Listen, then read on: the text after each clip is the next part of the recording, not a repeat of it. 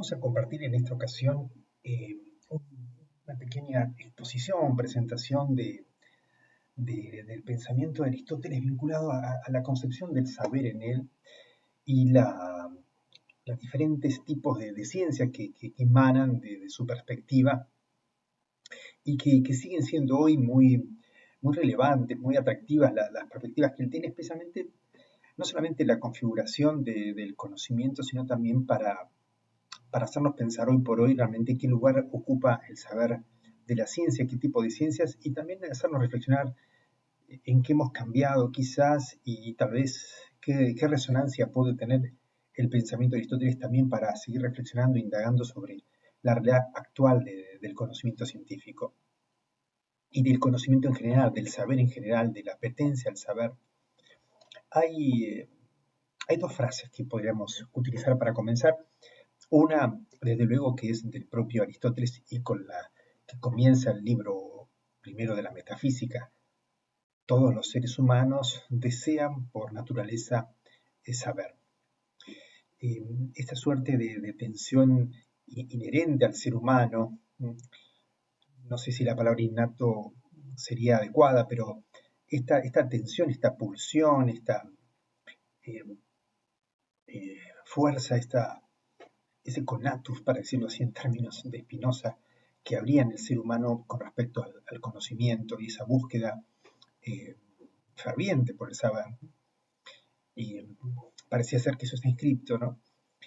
Y la otra frase, que no es de Aristóteles, pero creo que puede parafrasear una frase de él y que va en consonancia con su pensamiento, que es, así como él decía, todas las concepciones del ser que le precedieron a él, ¿no? Las que estaban en Heráclito, en Parménides, en Platón, y las que él va a proponer, eh, se exponen en esa frase que dice: el ser se dice de muchas maneras, el ser se habla, se piensa de muchas maneras. Podríamos parafrasear esa expresión y decir que el logos también se dice de muchas maneras, se puede pensar el logos de muchas maneras. Ahora, ¿cómo se escalona el saber para llegar efectivamente al logos, a la ciencia y esa diversidad, esa multiplicidad? Eh, Desde luego que nos encontramos una perspectiva que no es la del idealismo platónico, la de aventurarnos a otro plano, al topos Uranus, para llegar al conocimiento fecundo, verdadero, estable. Para Aristóteles hay que empezar por este mundo y, y digamos una expresión que también es habitual para presentar la postura de él y la que después será la visión del empirismo, que concibe que el ser humano nace y es una tabla rasa. Esa mente que es un papel en blanco eh, y, eh, y que es un elemento central para concebir eh, una visión que sostiene que los seres humanos tenemos ciertas capacidades, ciertas facultades del alma, ahora veremos, pero que todo debe inscribirse de cero en esta vida. Y esa puerta de inscripción, es la percepción, las puertas de la percepción, como diría Aldous Huxley y inmortalizar a Jim Morrison, ¿no? En los doors, las puertas de la percepción. Sin ellas no habría conocimiento. Recordemos que para Platón eh, el conocimiento real es una rememoración, una suerte de déjà vu de la experiencia que ya el alma tuvo pretérita al nacimiento y que vislumbró, capturó los eidos, las formas eternas e inmutables. Para Platón todo comienza por para Aristóteles todo comienza por los sentidos. Valoramos mucho a los sentidos, especialmente el visual. Así lo dice Aristóteles allí en la Metafísica, más que otros sentidos. Hace un tiempo había leído un estudio que decía que en los seres humanos que más o menos funcionan los cinco sentidos, el 80% de su percepción remite a la visión. El 94% es estímulos audiovisuales, por lo tanto el 6% remite al tacto, al gusto, al olfato. Pensemos que, por ejemplo, la epidemia de COVID eh, afectó al olfato y al gusto, ya fue una epidemia dramática, luego letal en muchísimos casos, pero cuánto más trágico hubiera sido todo si en vez de afectar al olfato y al gusto hubiera afectado a la vista y al oído. Imagínense quedar ciegos durante, no sé, 15, 20 días, por ejemplo, ¿no? Bueno, valoramos la vista más que otros sentidos. Nos hace patentes muchas particularidades, dice Aristóteles. Ahora, esa percepción, ¿dónde se guarda? Esa aistesis es el término que usa, viene la palabra estética, sensibilidad, ¿no? Se guarda en la memoria, la mnemosine, esa memoria que tiene como dos características. Por un lado, la memoria es el archivo donde se almacenan, se guardan eh, con distintas suertes o contenidos. Aristóteles por ahí no entra mucho en cuestión acerca de tipos de memoria y demás, pero digámoslo así, ese almacenaje del dato sensible y posteriormente también en mnemosina sería el retorno del dato guardado, es decir, el recuerdo, el que vuelve a pasar por el cardio, recordar. Eh, y esto era casi literal para él porque concebía Aristóteles dentro de su física, dentro de su concepción anatómica, fisiológica, que el corazón efectivamente era el lugar donde se producía el recuerdo, ¿no? Par cœur, todavía en francés, es eso, ¿no? De memorizar, que pase por la memoria, pase por el recuerdo. Bueno, nosotros en español también tenemos que recordar, desde luego, para que vuelva a estar, que haga el recorrido otra vez por el corazón. Era el lugar, el asentamiento de la memoria. Y cuando uno puede aplicar en tercera instancia, ¿no?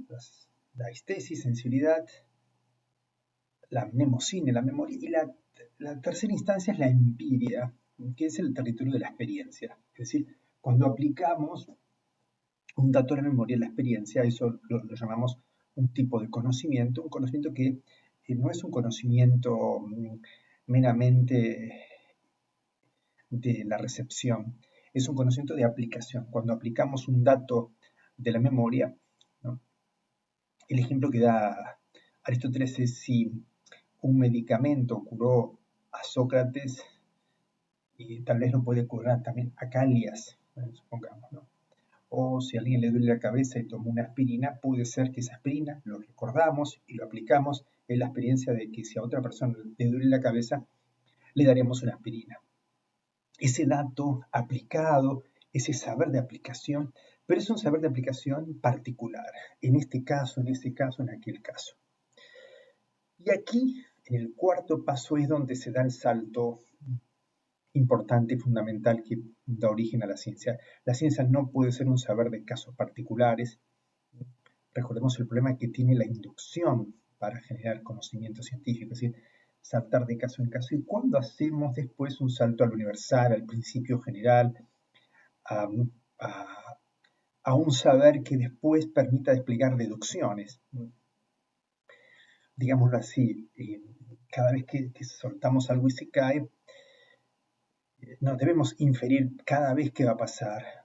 Una vez que ya tenemos el principio universal de la gravitación que nos enseñó, nos legó como saber Newton, después lo aplicamos a todos los casos. ¿Y cómo llegamos a ese saber universal del cual deducimos los saberes particulares, ¿no?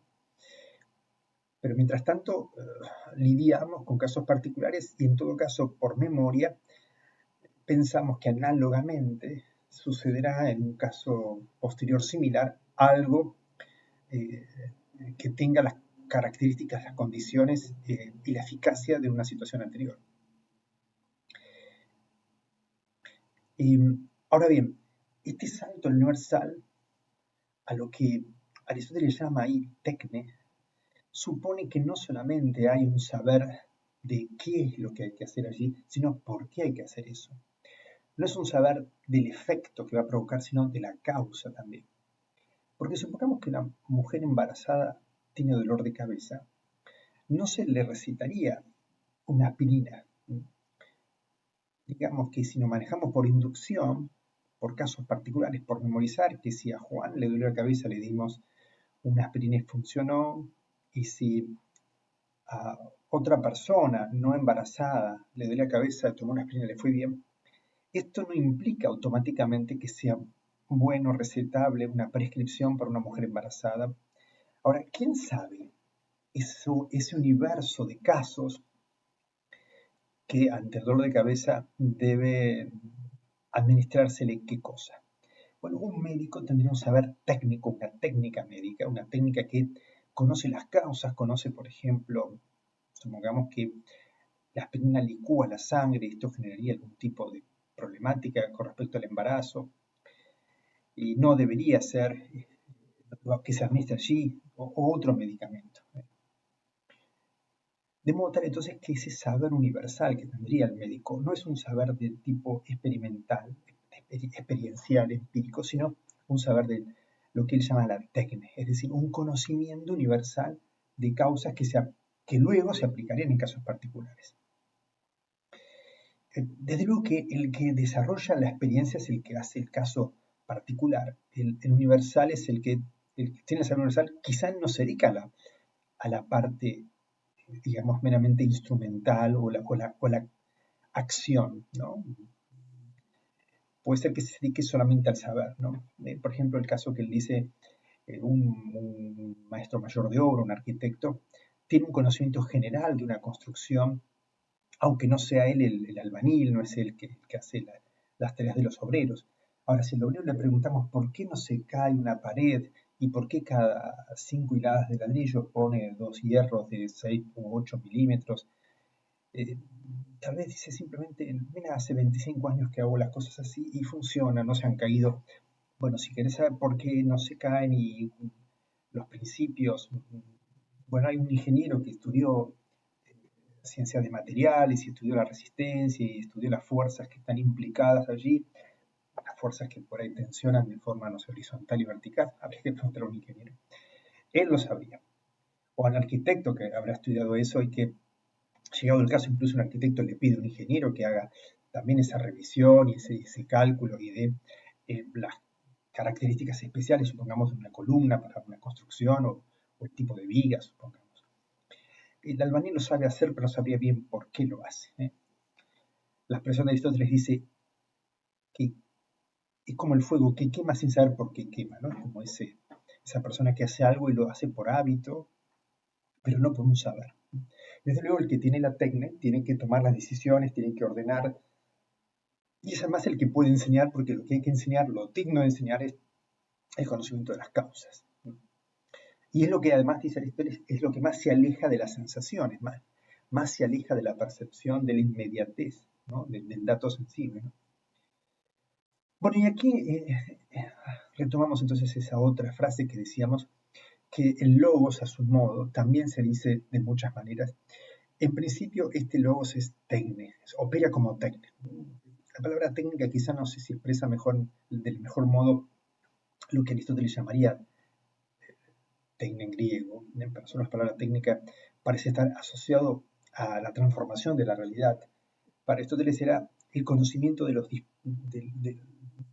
dispositivos o de los pasos para eh, realizar algo, saber cómo hacerlo, tener como el método y tener el saber universal, ¿no? Independientemente de que esa persona que lo sabe pueda o no hacerlo en la práctica, ¿no? Es el que toma decisiones, es el que sabe, no necesariamente el que es hábil manualmente para hacerlo. Bueno, este primer tipo de logos aplicado a la técnica tiene, bueno, la característica de lo que para Aristóteles o para los griegos sería la palabra poiesis, es decir, la capacidad de producción, de poner delante, de materializar algo. La técnica sería esa capacidad, conocimiento, disposición de saberes y pasos para producir algo.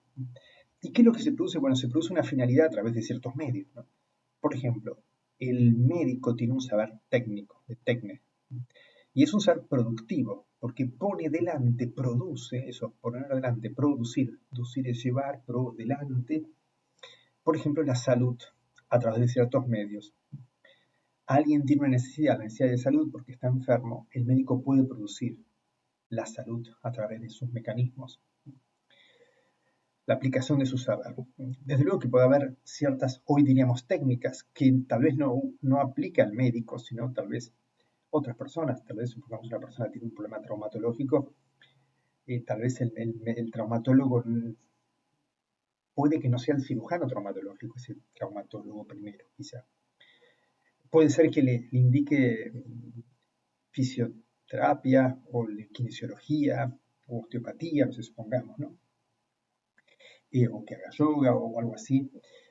Y tal vez él no es el que hace eso, pero bueno, ese médico traumatólogo tiene la visión global, él entiende qué pasa con los huesos, las articulaciones, los problemas óseos, y tendría una visión global, sabría qué dirigir, cómo diagnosticar, pronosticar y prescribir un tratamiento, que puede llegar a hacerlo él y tener también la experiencia o simplemente el conocimiento abstracto. Bueno, técnica para Aristóteles, técnica es ese saber capaz de producirle. Y es un saber que es necesario porque el fin lo reclama, el fin es resolver esa necesidad.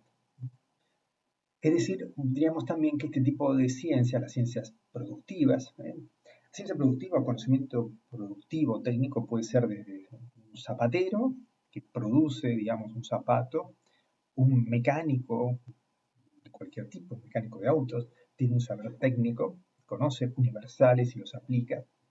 Un médico, un arquitecto, ahora acá no importa, digamos, el grado de sofisticación del conocimiento, el reconocimiento, el estatus, el prestigio que pueden tener, no es esta la cuestión, para Aristóteles es simplemente una forma de organizar el saber. Saberes útiles, saberes productivos valen y tienen sentido porque ese saber se aplica a un objetivo. Supongamos en algún momento habría habido un señor, un técnico que reparaba máquinas de escribir, era una técnica. Bueno, ese señor con suerte trabaja en un museo, no hay más necesidades de ese tipo de técnicas, ha desaparecido ese objeto, la utilidad ha desaparecido, es inútil ahora saber sobre ese tema, no se va a aplicar. Entonces, las ciencias productivas son ciencias de utilidad, son ciencias de aplicación bueno, están tensionadas por esa finalidad. Son un medio para un fin. Si no hay ese fin, bueno, nadie va al médico estando sano, más que para pedir un certificado de apto médico, un chequeo anual, pero digamos, vas al médico cuando estás con alguna dificultad. No llamas a un arquitecto si no es porque tenés la oportunidad de hacer una casa o hacer una refacción. Digamos, cada uno se necesita de estos conocimientos técnicos en función de una necesidad. Un segundo tipo de logos aplicado es lo que en griego se llama praxis, que para Aristóteles son las ciencias que tienen que ver con las acciones humanas, ciencias que remiten a una acción que implica un concepto detrás. Recordemos que los griegos tienen otra palabra para acción, que es la palabra agón, que es la acción competitiva, también es la acción dramática, es la acción heroica. Pensemos que en el teatro griego el personaje principal es un protagonista, lleva adelante el agón, ¿no? La acción. Esta acción, la praxis, la acción práctica, pero praxis, ¿no? Implica una acción justificada, sostenida por conceptos. Por eso entonces hablamos de ciencias. Y aquí Aristóteles propone tres ciencias prácticas, tres ciencias de la acción humana, que son la política, la ética y la economía. Aquí estas ciencias toman como objeto al ser humano. Tal vez no encontremos aquí necesariamente dispositivos universales de aplicación, como puede ser, por ejemplo, un tratamiento médico o una arte o técnica culinaria que sabe exactamente qué procesos son los necesarios, obligatorios para hacer adecuadamente una torta, supongamos, o cualquier receta. La receta justamente es el dispositivo, el protocolo que hay que seguir para que algo llegue a buen puerto productivo. En la ética, en la política, en la economía, en Aristóteles nos encontramos ante otro territorio, un territorio de aplicación del arete, de la virtud, pero una virtud que tiene que ver con un justo medio, tiene que ver con con la aplicación de un logos que pueda mitigar y ubicar del modo adecuado a las pasiones que están ahí como eh, influyendo sobre el actuar humano. Y además estas ciencias, en particular la ética, la política a su manera también, desde luego, tiene que ver con la búsqueda de la felicidad humana, la eudaimonía en griego, es decir, aquello que contempla cuál es el fin, el telos de la especie humana, que es la felicidad. Y una felicidad que en el límite va a tener que ver con el pensamiento, el pensar bien, eso es lo más feliz. Para Aristóteles, recordemos esta frase de que todos los seres humanos desean por naturaleza conocer y por lo tanto es cumplir esa naturaleza del saber sería como el máximo de felicidad. Pero bueno, en el resto hay un orden, y además podemos entender aquí en Aristóteles una concepción de la vida, ¿no? Una vida que tiene que ver con resolver entre todos las necesidades. Vivir en la polis es consumar desde la familia, la aldea y la polis un círculo, círculos concéntricos que generan un bien común y una resolución de las necesidades en común. Por eso la economía no es una ciencia de administrar recursos exclusivamente, es la forma que los seres humanos se vinculan y accionan entre sí en función de resolver sus necesidades. Y para la economía aristotélica, el ser humano es un fin en sí mismo. Este es un punto, como decía al comienzo, que tal vez nos podría venir bien de concebir la figura de Aristóteles como una figura que nos puede llevar a pensar qué tipo de ciencia tenemos en la actualidad, porque hoy la economía tal vez sea la reina de las ciencias productivas, ¿eh? Cómo administramos recursos que siempre son escasos, y administrar y sujetar toda una variable de costos y de rendimientos y de eficiencia y eficacia, y en función de utilidades, etcétera, es el núcleo hoy de un sistema productivo, ¿no? Para Aristóteles es una ciencia práctica, acciones humanas. Eh, Quizá valdría la pena y pensar que la economía está al lado de la política y la ética, y la política como una ciencia arquitectural de cómo se entrama la polis, cómo se construye la polis a través de los individuos y los individuos que saben priorizar la polis sobre sí, ¿no?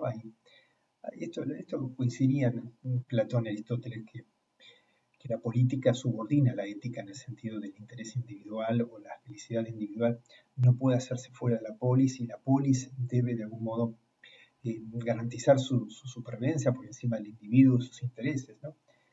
Sería, digamos así, un tanto sacrificial el lugar del individuo en función de la polis, ¿no? En algún sentido esto es lo que de algún modo estuvo dando vuelta en la muerte de Sócrates, en la aceptación de la muerte de Sócrates, ¿no? La polis por encima del individuo y de la voluntad individual, ¿no? O el beneficio individual, ¿no? Eh, y, y luego, por último, las ciencias más importantes, las ciencias teoréticas, ciencias que suponen que el logos ahora va por lo más importante. Eh, Pensemos entonces una sociedad pensada aristotélicamente, ¿no? Dedicaste tu tiempo a la economía y todos, es decir, a resolver tus necesidades. La política funciona bien, la ética está bien, te queda tiempo libre. Te quedan 2, 3, 5 horas libres, tranquilo, tenés que tener este tiempo para dedicarte, bueno, al saber que no está en relación a medios y fines, como decíamos, el saber técnico tampoco tiene que ver con resolver acciones humanas. Es un saber que se pondera por sí mismo, que se pondera por el amor al saber mismo. El saber como un fin en sí mismo, desde luego que puede haber una aplicación ulterior, ¿no? El caso de las matemáticas, de la aritmética y la geometría, es de este tipo para Aristóteles. Se ama el saber matemático, se lo busca, se lo desea, porque da conocimientos perfectos, eternos, inmutables. Pensamos como los dioses, digámoslo así, cuando pensamos matemáticamente, pensamos divinamente, diría Aristóteles. Ahí justamente ahí en este libro de la metafísica. Y independientemente de que después apliquemos una fórmula matemática para la construcción, lo hagamos en arquitectura, en ingeniería, y nos venga muy bien ese saber de la matemática, ¿no? Pero lo más importante, lo hermoso, lo divino de eso, lo que implica un eros puesto allí en movimiento, una amistad, una filia con el saber, sería eh, eso, conocer que hay verdades eternas e inmutables, proporciones perfectas, ¿no? Que en un triángulo rectángulo el cuadrado de la hipotenusa sea igual a la sumatoria del cuadrado de los otros dos lados. Esto es un conocimiento divino, como los dioses, y esto es algo que causaría una enorme felicidad. Piensa Aristóteles en esos sacerdotes egipcios que, poseyendo tiempo libre, el ocio concedido por los faraones, descubrieron o inventaron la matemática, bueno, y lograron este saber teorético. Teorético, no teórico, teorético. Teorético significa contemplativo. En esa contemplación, una suerte de consumación de los apetitos del alma que busca el saber. Desde luego, decíamos, después lo podemos aplicar, pero en principio es sin especulación. Es como la amistad. La amistad es un fin en sí mismo, aunque también los amigos te ayudan, te dan una mano, son necesarios en la vida para resolver cosas, pero no es que la amistad surge eh, por utilidad, por productividad, no se centra en eso, digamos, ¿no? La amistad es un poco sin por qué, ¿no? Dedica un buen estudio a la amistad de Aristóteles, ¿no? Y da como sus perspectivas, sus recomendaciones y sus atributos, ¿no? La física, la fisis aristotélica, la que estudia los cuatro elementos y retoma a los primeros pensadores, a Anaximandro, Anaxímenes, al propio, bueno, Tales, Pitágoras, esa física que también es una especie de estudio de la naturaleza, del pasaje del caos al cosmos, pero estudiado eh, por el hecho feliz de estudiarlo, antes de que fuera eso un estudio botánico, un estudio biológico. Hay una especie de felicidad teórica en ese estudio. Y desde luego, la ciencia más importante es la filosofía primera, la metafísica, el estudio de las primeras causas y principios de todo. Ese estudio, por ejemplo, que hace que concebir al ser es concebirlo como sustancia y accidente, acto potencia, materia y forma, etc. Las causas, esa cuádruple concepción de la causa en Aristóteles, todo eso entonces configura un universo de una búsqueda intrínseca del ser humano por el saber y una tendencia feliz. Pero si las técnicas son prácticas utilitarias, de utilización, de utilidad, que debemos realizar y nos distribuimos, ¿no? No todos podemos ser carpinteros o médicos o zapateros o el oficio que cada uno tenga. Sí, todos debemos dedicarnos a las ciencias de la praxis, a las ciencias prácticas. Todos, a la manera que nos toque, haremos política, nos incumben las cuestiones éticas y debemos resolver la economía, de alguna manera estamos involucrados. Y todos también deberíamos dedicarnos a este saber máximo teorético, todos deberíamos estudiar en alguna medida la matemática, la física y desde luego la filosofía, no es tarea de profesionales, ¿no? Esa tal vez sea otra gran reflexión para nuestro tiempo, ¿no? Hemos destinado, digamos, a saberes de ciencia y probablemente en muchos casos apartados de vicitudes habituales, ¿no? Los estudios abstractos de la matemática o de la física. De lo que, digamos, dicho esto, también hay que decir que probablemente la ciencia más importante del siglo XX fue la física. Los grandes descubrimientos y avances son de la física. Primero teorías que eran de pizarrón y abstractas y después terminaron siendo maravillosos inventos y terribles inventos, ¿no? Y descubrimientos que llevan a aplicaciones cotidianas de gran transformación en tecnología y, digamos, los grandes riesgos de descubrimiento de las energías atómicas y demás y su aplicación, ¿no? Es decir, la física hoy es una física abstracta y muy para iniciados en el saber físico y del lenguaje matemático, pero el impacto cotidiano es poderosísimo, como decíamos, tal vez la más importante de la ciencia, ¿no? Eh, bueno, pero en el sentido global de la palabra, en este sentido específico del especialista, ¿no? Todos deberíamos abocarnos a ese saber que es un saber en sí mismo, no solo de expertos, ¿no? O sea, desde luego nosotros hemos convertido hoy el saber del logos en un saber de especialidad. Tal vez la reflexión que Aristóteles nos quiere dar es que ese saber es algo amado por todas las personas, debería ser amado naturalmente por todas las personas, y desde luego el saber filosófico, ¿no? La filosofía que también es un campo así de difícil ubicación en la vida cotidiana, ¿no?